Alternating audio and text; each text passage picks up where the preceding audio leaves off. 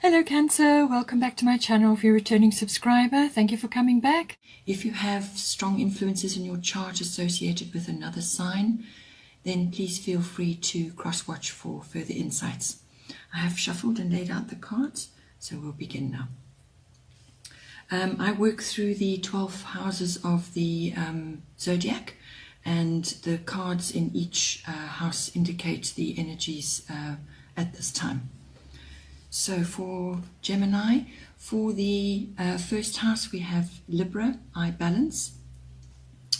So your first house is all about your body, yourself, your outer appearance, how you appear to others, how you are perceived by others, and what you're projecting outward as well. So with Libra in there, this is again an air sign, and Libra is all about finding balance. So this could just be with the way you are projecting yourself to others. Keep an even keel, keep your attitudes and perhaps your outer projections on a balanced way, so that that whatever you're saying and whatever you are imparting to others is going to be well received. Librans can also sometimes be a little bit indecisive, so if there's something that you're wanting to get across, perhaps prepare in advance if possible, so that when you do have your say or when you are interacting with others, you're coming across in a positive way. Librans are generally very dignified people. They don't like confrontation. They don't enjoy dramas, so they like to negotiate and keep things flowing, and to come, to use their air qualities, which is the mind, to assess and to come to a happy medium. So also from the body point of view, it could be that if you are looking to start a new outward regime, whether it's working on your body, perhaps it's exercise, or perhaps just improving the way you look, go for a classic look, and just don't go to extremes in any way. Just keep an even keel through this period.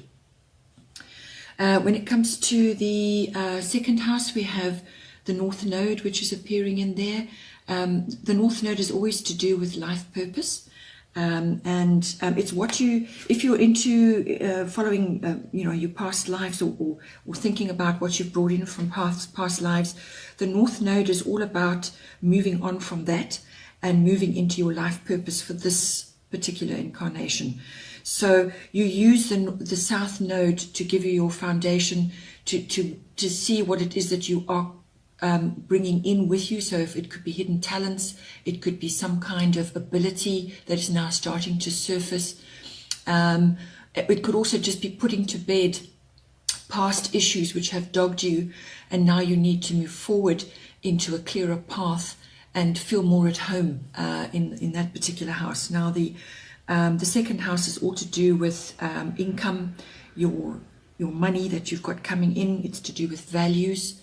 It's also to do with property, your environment, and and your stability. It's also to do with what you love, what you desire and what you would like to own. So with the North Node, life's purpose coming in there, it indicates that possibly elements are coming in for you now, which are going to give you a boost to move you forward in the direction of that you need to go in. So it could be just some kind of windfall, or some kind of push in the direction that you're wanting to go, the direction that you've set for this lifetime. So you're starting to feel a lot more comfortable in your life purpose. There's going to be some sort of support in that endeavor.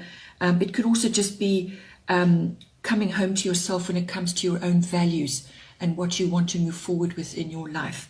So it's almost like a positive push in the direction of that you're wanting to head in this lifetime. So you may want to ponder a little bit, put to bed the past, past issues that you've perhaps dealt with, things that you no longer serving you anymore, and you'd like to move on from them, and point yourself north, head north to your guiding light, and to what it is that you feel you would really like to achieve, or you would like to just lay the foundation for in this lifetime. In the third house, we have Mercury, which is mind. This is Mercury rules the third house, so it's in its own house. The third house is all to do with all forms of communication, whether it's verbal, written, even body communication. It's also to do with contracts. It's to do with your siblings and early education and short trips, like small trips. So with Mercury appearing in there, you're asked to turn your mind to what it is that you're currently saying, and what you are agreeing to in terms. So that could be contracts of some sort, and apply the analytical side of Mercury to that, and have a good look at what it is you're doing and what it is you're saying, because it also ties in with your eye balance, which is what you're projecting outwards and what's being perceived by others. So and they're both air signs, so you need to bring the air element into your third house to actually help you going forward, because there may be issues coming up. If you're in the media world, if being in the media world is part of your profession, then Mercury in there is a very good thing to have, because it's in its own house, and it's all the qualities of Mercury, which is that quick decision-making, witty, inquisitive, curious, and sharp. It's a very quick thinking, think on your feet kind of energy. Also, Mercury rules electronics of all sorts. So if you are buying something, or you're drawing up a contract for something to do with that, just make sure that everything is clear, and that you're absolutely 100% happy with what is being put down in terms. And if you need another set of eyes, then do that. But apply your analytical abilities in that regard, and just think about what you're saying, what you're putting down in paper, what you're actually imparting to others. If you're teaching, you may need to obviously bring in the higher principles of Mercury, which I've already mentioned. In your fourth house, you have Cancer, I feel. So this is, again, it's in its own, the Cancer rules the fourth house, so it's in its own house. And Cancerians always bring a watery element. They love their home, they love their family, and they're quite clannish. So you may be closing ranks there when it comes to your home, or just feeling the need to retreat on a regular basis. Withdrawal is necessary. Always remember the crab. The crab is associated with Cancer. They like to withdraw. They skitter along the sands of life, gathering and doing whatever it is they need to do, but they do periodically withdraw, and they have the shell to protect them should they feel insecure or threatened in any way. They've also got that massive claw, so they can be quite protective of their environment and of their family. So don't tangle with them if you're going to annoy them. So when it's applied to your fourth house, this indicates your home. So the fourth house is about your home, and it's about your early, your foundation, your roots, your family's foundation and roots. And Cancerians go through phases of the moon. They can be in full force sometimes, and then they need to withdraw, and things go through phases like that of the moon. So it could also signify change within your home environment. So you just need to go with the flow there, and just be feel super sensitive in your home environment, and just bear in mind that you are you may be interacting with others. It's wonderful to be nurturing, which is again the Cancerian thing. It's also the mother. It's wonderful to be nurturing and loving in your home. Just don't be clingy or too overly emotional. Just be compassionate and be loving, and bring that into your home environment. Because I feel you're going to need it. In your fifth house, you've got Mercury retrograde, which is it's all about reinvention, anything with a re in front of it. So this could be relief, it could be when you re-look at something, when you review something, and And the fifth house is all to do with children. And Cancer is associated with that because it's also involved with children.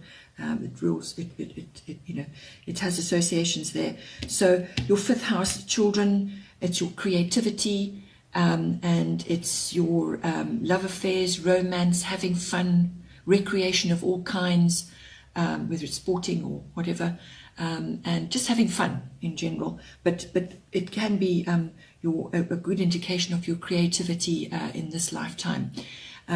And your Mercury retrograde reinvention means you need to relook at this again.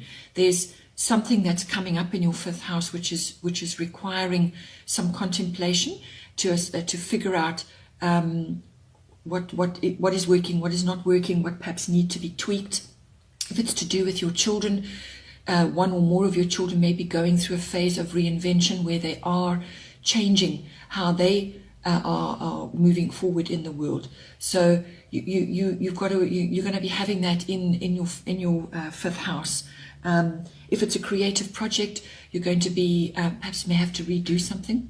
But whatever it is that you're going to be redoing, it's giving you an opportunity to look at it again and to move forward with the revised version. And if it's your child that's having a reinvention, to support them through that.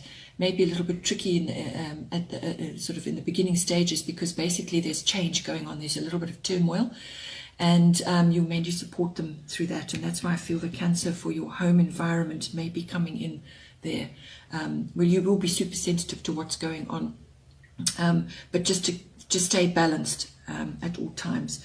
And and if it's a romance that you're undergoing, you may have somebody coming in that you've known before, or it's the second time around, or however, but it's somebody that's coming in again, or somebody that you are entering into a love affair with, or having a romantic liaison with, that you may have been with before, whether this is this lifetime or before. But basically I feel it could be just from this lifetime somebody's coming back in, or it could just be you seeing others again, that you have known before. Then in the sixth house we have Leo, which is appearing there, and Leo is a very strong sign. It's a sign of strength and honor, and it's also the sign of warmth and enjoying being in the spotlight. Leos love being in the spotlight, and very creative sign, and very outgoing, very attractive,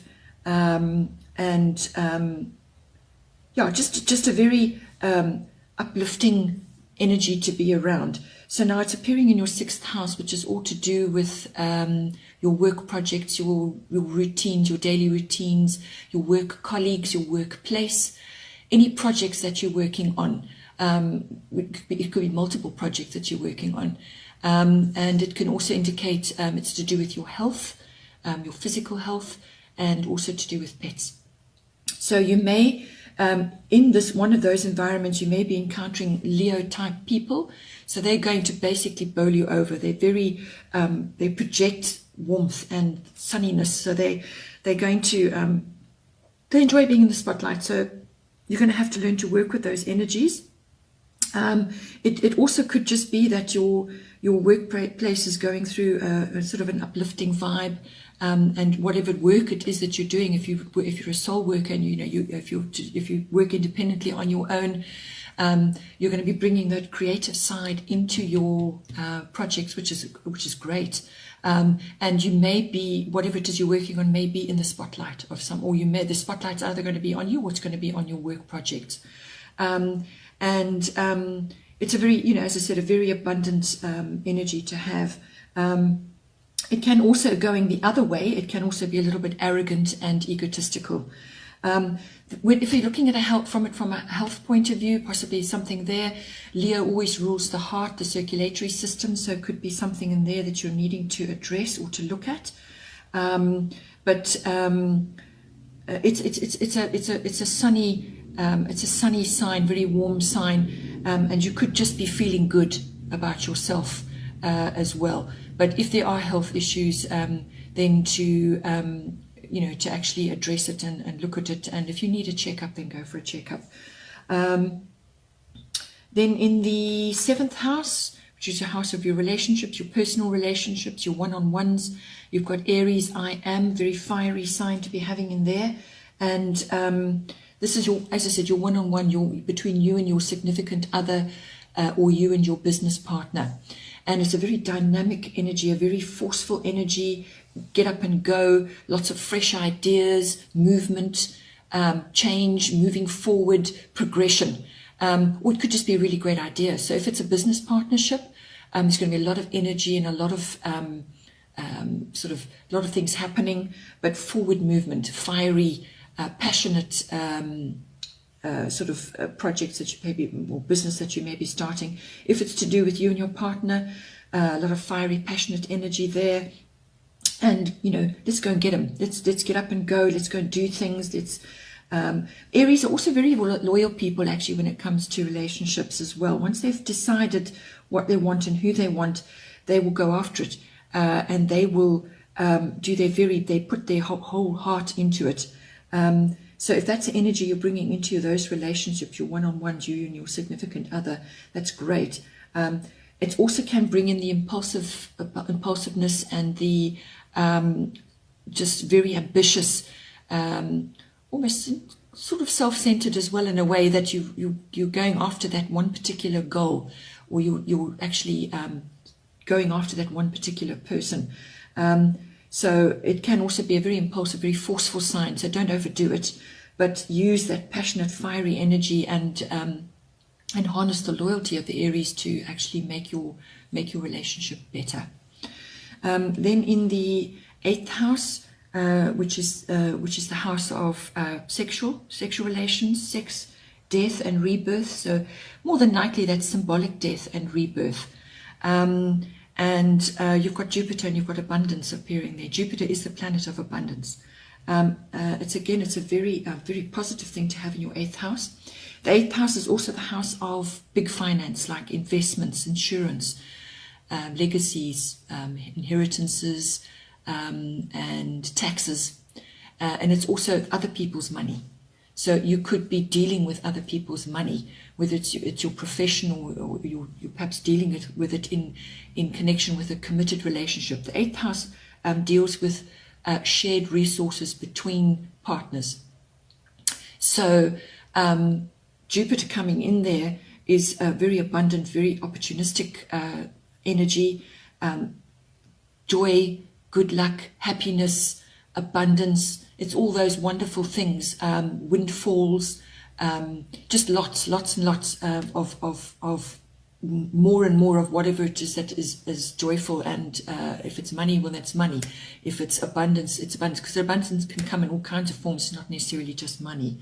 So the resources between you and your significant other, or in your business environment, can expect to have a boost of some sort.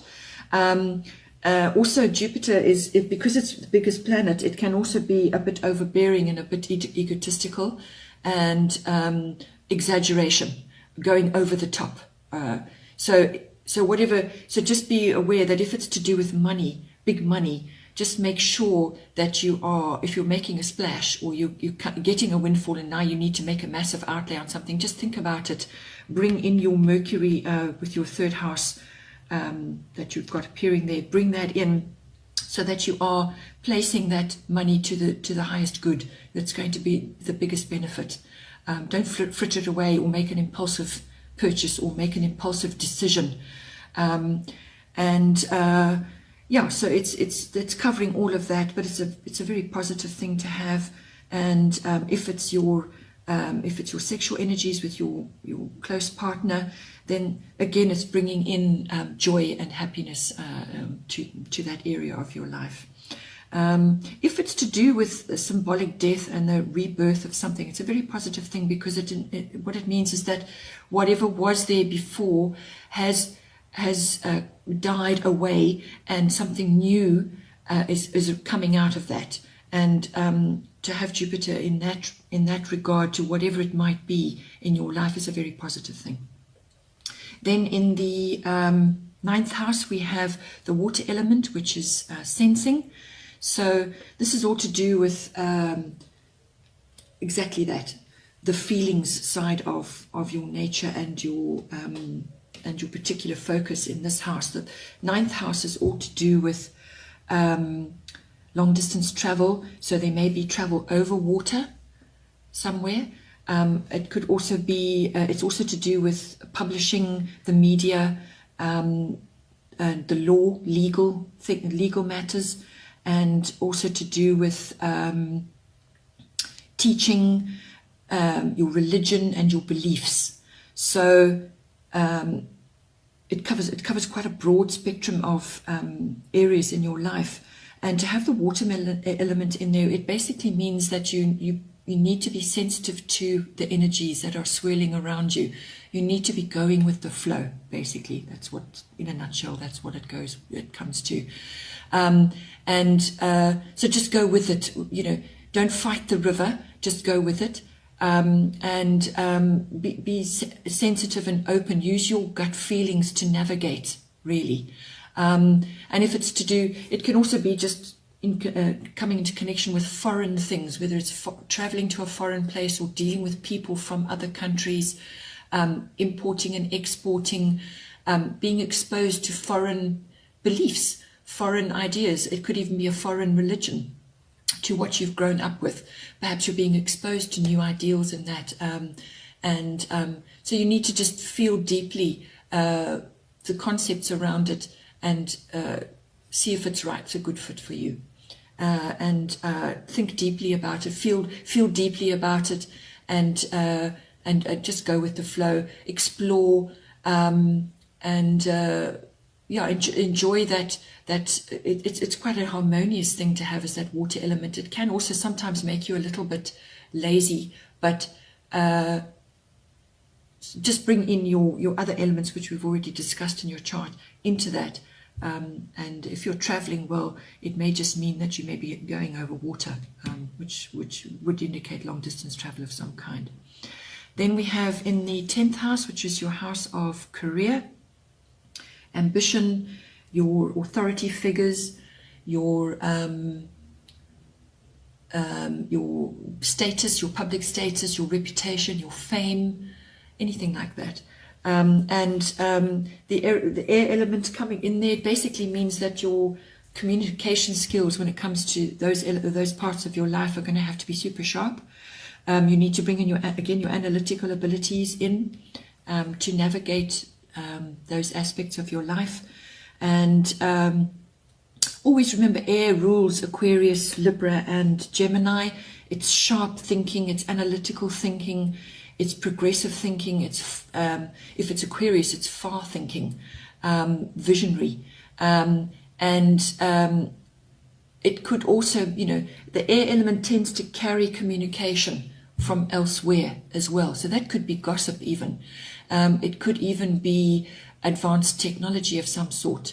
So that's coming into your career in some way. You may even just be having to use a more advanced system than what you've currently been using in your career. And you may just have to use your communication skills to advance yourself, whether this is in public, socially as well, in public. It's almost like climbing up the ladder, if you want to say it like that. But whatever it is, it's using the air element, which is the element of communication, to enhance those aspects of your life. Then in the 11th house, we've got Virgo, which is I analyze. Virgo is an earthy sign, but it's also a very critical sign. It's an analytical sign. It's ruled by Mercury, again, the air element coming in. And Virgo is all about detail, about analyzing a situation, and being critical about a situation. So in your 11th house, that is all to do with your friendships and your networks and your groups that you're a member of. And you may need to have a thorough look at all of those and analyze for yourself what is actually working and what isn't for you, and assess things in detail. Go over the finer details of any situation, as I've mentioned, and apply your analytical abilities to that. Yeah, just stay grounded as well. And don't be too critical. Don't go the other way. Where you can analyze, if you're having a problem with a friend, or a friend that you know is having an issue and you perhaps have been drawn into it, use your analytical abilities to see all sides of the things, to look at all the positives and the negatives. But don't overdo it and over criticize or be overly critical amongst those environments, your friendships, your networks, and your groups. You're there. This energy is to help you discern what is right and what feels right to you, but not to cut somebody else to such an extent that they can't recover. So it's to shine a light on what is in the light and what isn't, and to work forward from there. But if it's to do with your networks, your general business networks, you're using the air element in there as well to come in here and actually analyze what is perhaps working, perhaps something needs a do-over, sort of a more detailed approach. Perhaps you need to change the way things are being done currently for you, or the way you are interacting in those networks and in those groups. Then for the 12th house, we have Pisces, which is, I believe, and it's in its home house. Again, the 12th house, you actually have this quite often in your chart. So now, this is, it's at home in the 12th house, as I say. The 12th house is all about your deep spiritual beliefs and your unconscious beliefs, your unconscious programming. And it's also about connection with the divine. It's also about your interactions on a perhaps a day-to-day basis with hospitals, with institutions of all kinds, prisons even. It could be government institution, any kind of institution. It could be libraries, it could be university. And if it's university, your 9th house covers higher education as well. So it could be possibly that you're exploring something to do with that. There's a connection there possibly. If you're embarking on some kind of religious study, well, it's 2 water elements coming in there. And you may also be having your beliefs tested, just your general beliefs, or your general unconscious beliefs. And Pisces, again, is a water sign going with the flow. It's also the sign of self-undoing. So be careful that you don't undo good work that you've already done because of confused thinking or because of lack of clarity. And you're bringing in your Virgo aspect for your 11th house, and you're also bringing in the air communication element into your career house. So you need to harness this sharp thinking and apply it as well. But you're going to have to feel deeply. You're going to have to feel around on your unconscious side to actually get to the bottom of things, and then apply the critical thinking to that. Go with what you feel. But you may just be feeling a little bit confused and a little bit directionless, or feel like you're going around in circles. But and the other aspect of it is don't allow yourself to become a victim, because it's the 12th house, and because it's Pisces, sometimes that is a tendency, a poor me. So you want to avoid that. You want to use your critical thinking to pull you out of that, and to rather harness the positive aspects of the Piscean and the 12th house elements, which is all about harnessing imagination, harnessing your psychic ability, meditating, going within, withdrawing, retreat. If you need to go on a retreat, if you need to go into some kind of meditation on a regular basis, then those are all wonderfully positive aspects of Pisces. It's very much needed at this time, especially if you've gone through some kind of trauma with regards to somebody you know who's had an encounter with a hospital, or you've had an encounter with a hospital, or those kinds of institutions. It could be also exposure to drugs and addictions, other people with these situations going on, or you are involved somehow. It's part of your what you're going through. So it's almost like a one-way street if you keep going down there. So you need to pull yourself out of that and come out of that and apply the higher aspects of the 12th house and the higher aspects of Pisces to your situation. Harness your imagination through natural means. Harness your psychic abilities and your compassion and your connection to the divine, and just those deep spiritual beliefs. Harness those, and turn away from the negative aspects of it. Okay, well, this is your reading, and I wish you a wonderful month further. Until next time.